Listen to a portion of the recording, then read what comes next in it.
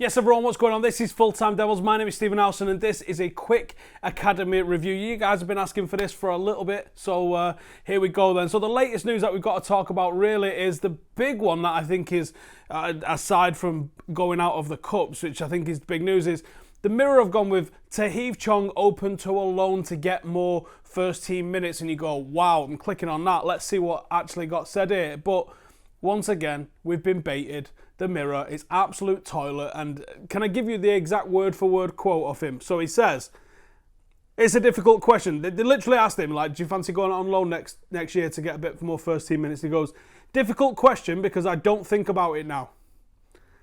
I only think about United. Everything is possible. I don't exclude anything. So the Mirror's headline could have literally said, Chong thinks the earth could be flat. Because it's about as relevant as him saying he's going to go out on loan. Like, absolute toilet journalism. Do better, Mirror. Please, do better. Now, the other one was also that Pereira could be going out, possibly on loan, possibly sold, and that Leicester are one of the teams that are looking in for him. I think Andreas is a really interesting character at United. He came through in the academy, he was a number 10, he played a bit of a, I'd say a winger, but he didn't really play like a winger. It was like a wide inside forward almost. And he was fantastic coming through the academy. And then you saw him on the international stage for Brazil, and you're like, oh my God, we have got a serious player here. He had ups and downs when he went out on loan over in La Liga, and then he's come back to United, and again, those ups and downs have continued.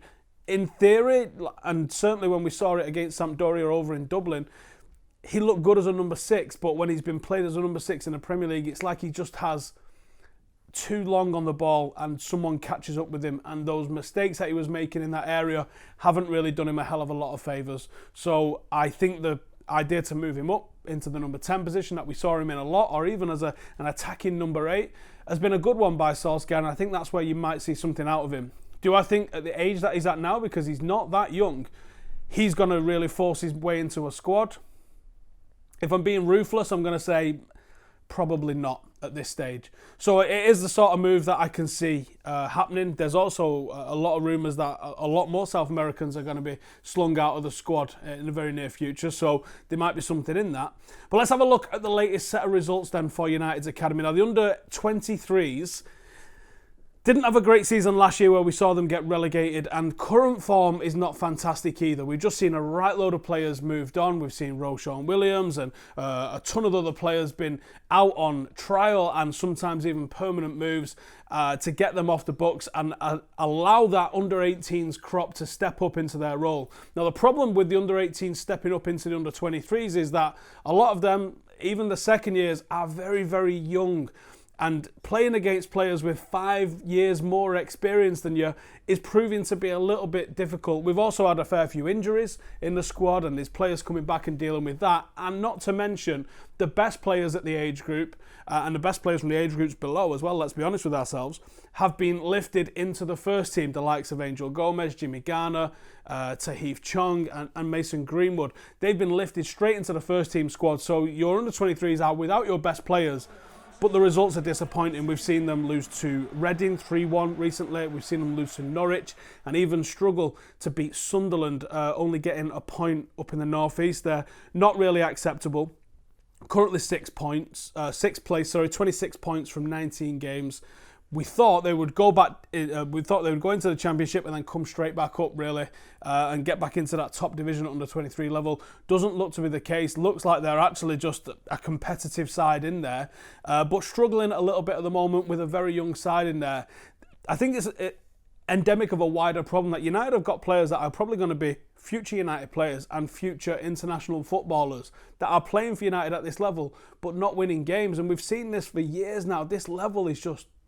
It's just turgid, it's beige, and it doesn't challenge the players enough. So I'm happy for United players to go out on loan, get that experience, rather than try and win meaningless under-23 trophies and leagues. The under-18s haven't exactly been in blistering form themselves either. We drew with West Brom. We crashed out of the UEFA Youth League. That was the under-19s, but it's mainly the under-18s squad.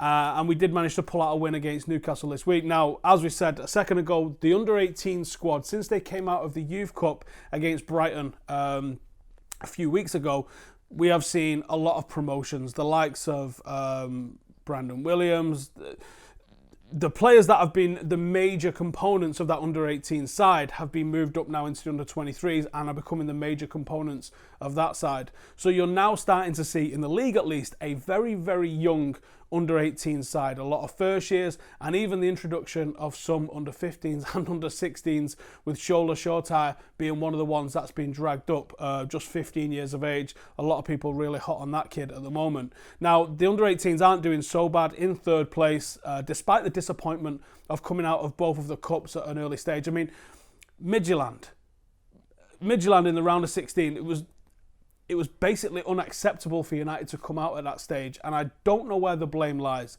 For those who watched the game, you can't even say that we was unfairly done to, that we was terrible.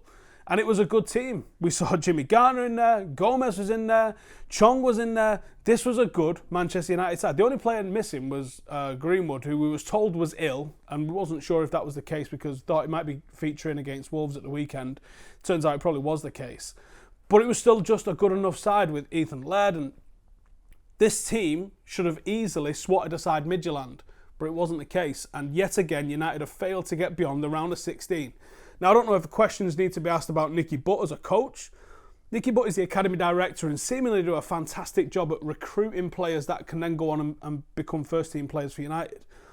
But should we be bringing in our own coaches as well? Should we be giving someone the opportunity to coach these lads?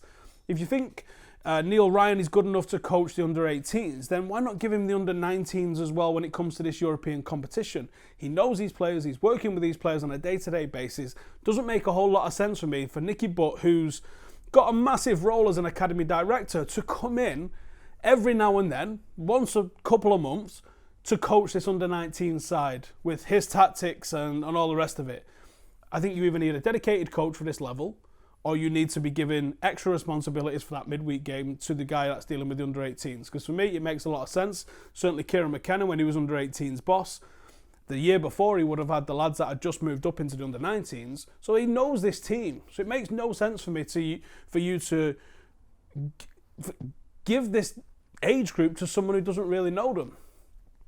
So it's a bit of a disappointing crashing out of the Youth League, because I'm sure United were one of the favourites for the competition. Much similar with the FA Youth Cup. Mega disappointment coming out of that against Brighton, who lost so many games in the build-up to that. Had no right to be even competing with United. United put the team that's the one to beat Chelsea out in the previous round after a Mason Greenwood hat-trick. And you think, it's ours to lose. Wasn't the case. Now, I'm going to look at the three players that I think are the closest to coming into the first team at the moment, aside from the ones that you're already seeing in the first team. And those three players for me are Dylan Levitt, Ethan Laird, and Nishan Burkhardt. Now, those are players in three different positions. I don't include Brandon Williams in that because he's already travelled with the first team. But I think because of the injury that Laird's been dealing with and coming back from, I think Laird probably would have been one that was probably level or not, maybe just a little bit ahead of Brandon coming into that. I think the fact that he can play both left back and right back, which Brandon can do, but also at centre half, probably gives him a little bit more flexibility for being able to come in. And obviously he's in the England squad, which Brandon hasn't managed to pop into just yet. So I think that Laird has to be considered just a little bit ahead of Brandon, but it was a fantastic opportunity for Brandon to travel with the squad to PSG for that fantastic game. For me, Ethan Laird is a player that I can see breaking into the first team at United and doing very, very well. It's just unfortunate that he's probably a year or two too young to do that right now. I know that he's training regularly with the first team, as is Brandon, and I'm hoping that they're impressing, and I'm hoping that come pre-season, one of them is able to jump into the first team and maybe take a certain Ashley Young's place at right back. For me, Ethan's got it all. He's a very good leader. He's very good with communication. He's got excellent on-the-ball skills, good off-the-ball skills. If anything, I think he can be got at defensively in a similar style to the way Delo is, but with the ball at his feet. I mean, this is a kid that scored 22 goals from left back and was leading scorer until a certain Mason Greenwood was drafted in from the under-15s at under-16 level.